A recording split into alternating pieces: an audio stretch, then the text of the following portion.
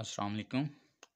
Lecture number 8 है हमारे पास 9th क्लास का, चैप्टर फर्स्ट का, how to write a chemical formula. एक केमिकल फार्मूला कैसे लिखा जाता है।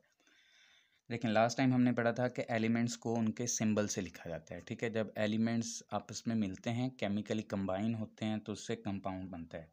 अब जो कंपाउंड है उसमें कौन कौन से एलिमेंट्स हैं और कैसे मिले हैं, तो उसके लिए हम क्या करते हैं, केमिकल फार्मूला लिखते हैं। जैसे एलिमेंट का सिंबल होता है, इसी तरह कंपाउंड्स का फार्मूला होता है, जिसे हम केमिकल फार्मूला कहते हैं। Compounds are represented by chemical formulas. There are following steps to write a chemical formula. कुछ इंपॉर्टेंट स्टेप्स हैं जब जब हम केमिकल फार्मूला लिखते हैं, तो उसके लिए जो हमें फॉलो करने चाहिए। पहला स्टेप है हमारे पास, symbols of elements are written side by side, positive ion followed by negative ion. जो आइंस हैं, एलिमेंट्स के जो सिंबल हैं, उनको हम साइड बाय साइड साथ साथ लिखते हैं।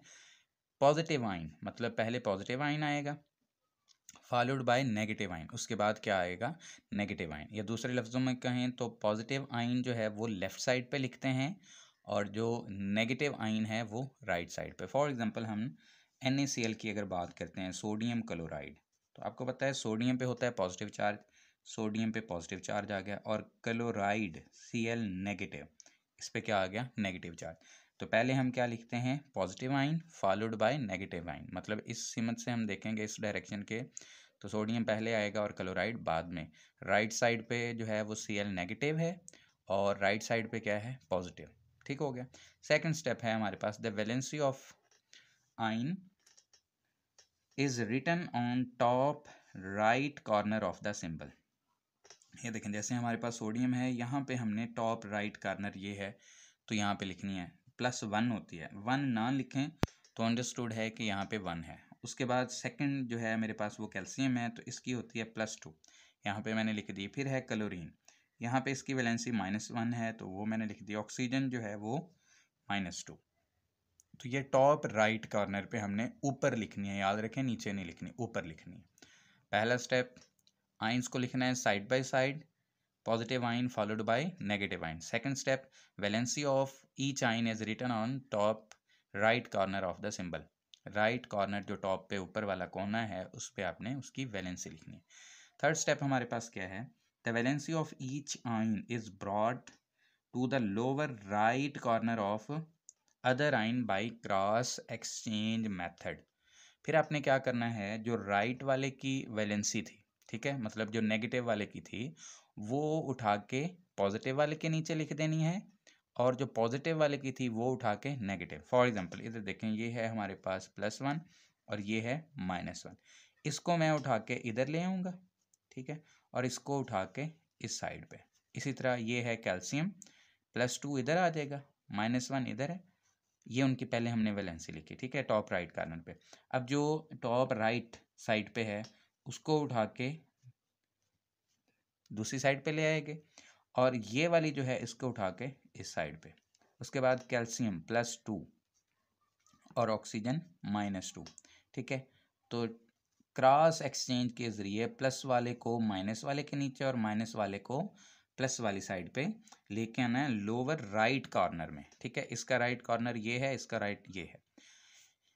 अगला इंपॉर्टेंट पॉइंट है, if the valencies are same they are offset, या कैंसिल भी लिख सकते हैं यहाँ पे, they are cancelled and are not written in the chemical formula, but if they are different they are indicated as such. अगर तो वैलेंसी एक जैसी है, मतलब जैसे मेरे पास यहाँ पे है, ये देखें, ये +1 थी और ये -1, इधर +1 लिखना था और इधर -1, लेकिन दोनों क्या हैं, सेम है, ठीक है। तो इस वजह से जो फार्मूला लिखा उसमें मैंने +1 और -1 नहीं लिखा। क्यों? क्योंकि वैलेंसी सेम हो तो वो कैंसिल हो जाती हैं, उससे फार्मूले में नहीं लिखा जाता है। दूसरे स्टेप में क्या है, यहाँ पे देखें, but if they are different, लेकिन अगर वो डिफरेंट हों, मुख्तलिफ हों, ठीक है, एक +1 है तो दूसरी -2 हो, या एक +2 है तो दूसरी -3 हो, ठीक है, डिफरेंट हों, तो फिर उनको अपनी जगह पे लिख दिया जाता है।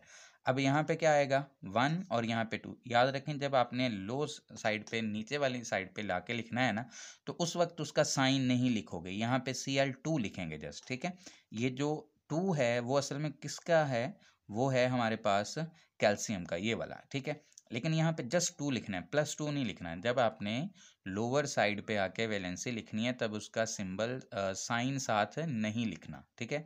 प्लस में था या माइनस में था, आपने कोई सिंबल साइन उसके साथ नहीं लिखना। ओके, अब ये जो क्लोरीन वाला था वो -1 इधर आना चाहिए था, लेकिन वो हम नहीं लिखेंगे, ठीक है। अंडरस्टूड सी बात है कि यहाँ पे 1 है, 1 हम लिखते नहीं होते, 1 है। अब नेक्स्ट आ जाएंगे।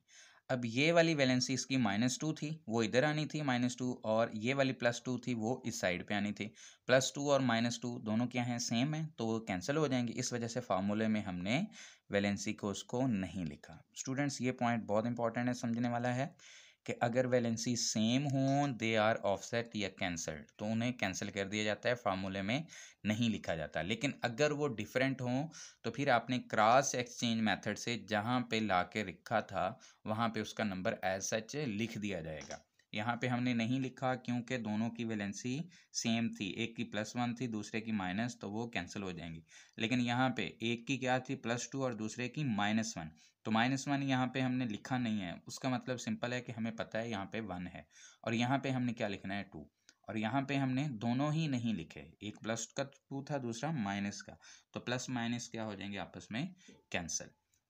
पांचवा पॉइंट है हमारे पास, इफ एन आइन consist of radical, the charge on radical represents its valency. Radical क्या होता है, ये हमने लेक्चर में पढ़ा था लास्ट में। रेडिकल क्या होता है, हम कहते हैं एन एटम और group of atom having some charge, group of atoms जिसके ऊपर कोई चार्ज हो वो रेडिकल कहलाता है, ठीक है।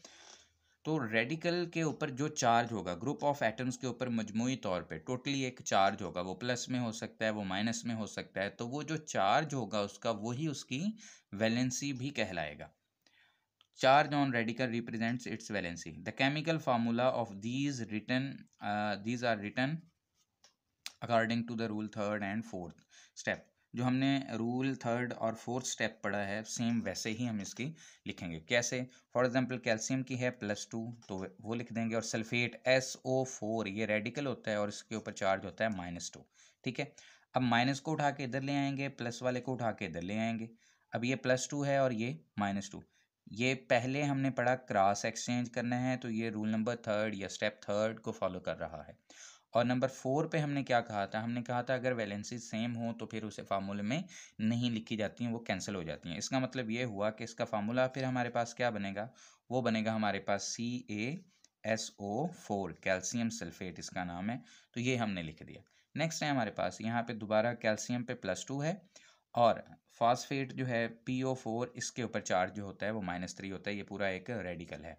यहाँ पे वैलेंसीज क्या हैं, डिफरेंट। फिर अब हमने क्या करना है, क्रॉस एक्सचेंज, ठीक है, क्रॉस एक्सचेंज के ज़रिए इधर ले आए। अब मेरे पास क्या फार्मूला बन गया, फार्मूला बन गया Ca3, ये वाला 3 इधर आ जाएगा, ओके। नेक्स्ट आ गया PO4, फिर ये वाला 2 इस साइड पे आ जाएगा। अब ये वाला जो लिखा हुआ है ऐसे लगेगा कि 42 है, इस वजह से फिर हम इसे क्या करते हैं, स्मॉल ब्रैकेट्स लगा के छोटी ब्रैकेट में उसे हम क्या कर देते हैं, क्लोज कर देते हैं फार्मूले को। तो हमारे पास क्या बन जाएगा, Ca3PO4 ट्वाइस, ठीक है। इसे हम पढ़ते हैं कैल्शियम फॉस्फेट। नेक्स्ट आ जाए हमारे पास, ये है एल्यूमिनियम Al, इसके ऊपर होता है +3 चार्ज, और सल्फेट जो होता है इसके ऊपर होता है -2, ये अभी आपने पढ़ा।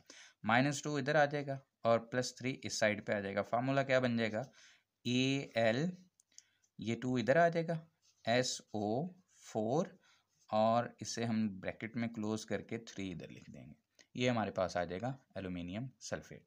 ठीक है स्टूडेंट्स, तो ये सिंपल सा टॉपिक है जिसे आपने याद करना है। ओवरव्यू अगर एक बार मैं दोबारा इसको रिवाइज कर दूं, तो पहले आपने क्या करना है, एलिमेंट्स को जो उसके सिंबल हैं वो साइड बाय साइड लिखने हैं, पॉजिटिव आइन पहले लिखना है, नेगेटिव आइन बाद में, ठीक है। उसके बाद हर एक की वैलेंसी उसके टॉप राइट कॉर्नर पे लिखनी है। 3rd स्टेप में क्या करना है, वैलेंसीज को एक्सचेंज कर देना है, प्लस वाले की माइनस वाले के नीचे और माइनस वाले की प्लस वाले के नीचे लोअर राइट कॉर्नर में।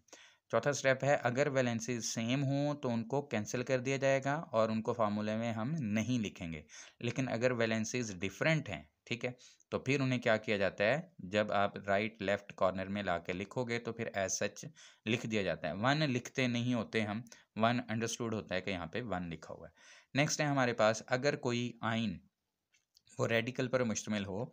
तो रेडिकल क्या होता है? ग्रुप ऑफ एटम जिसके ऊपर कोई चार्ज होता है। तो रेडिकल के ऊपर जो चार्ज होगा वही उसकी वैलेंसी को जाहिर करेगा, और उसके लिए लिखने का तरीका वही है जो थर्ड और फोर्थ स्टेप में हमने कहा कि वैलेंसीज को क्या करेंगे, ला के दूसरे के लोअर राइट कॉर्नर में लिखेंगे। सेम होंगी तो कैंसिल हो जाएंगी, और अगर डिफरेंट होंगी तो एज सच लिख दी जाएंगी जैसे हमने ये वाली लिखी थी। ठीक है स्टूडेंट्स, तो ये सिंपल सा टॉपिक है और बहुत इंपॉर्टेंट है। अल्लाह हाफिज़।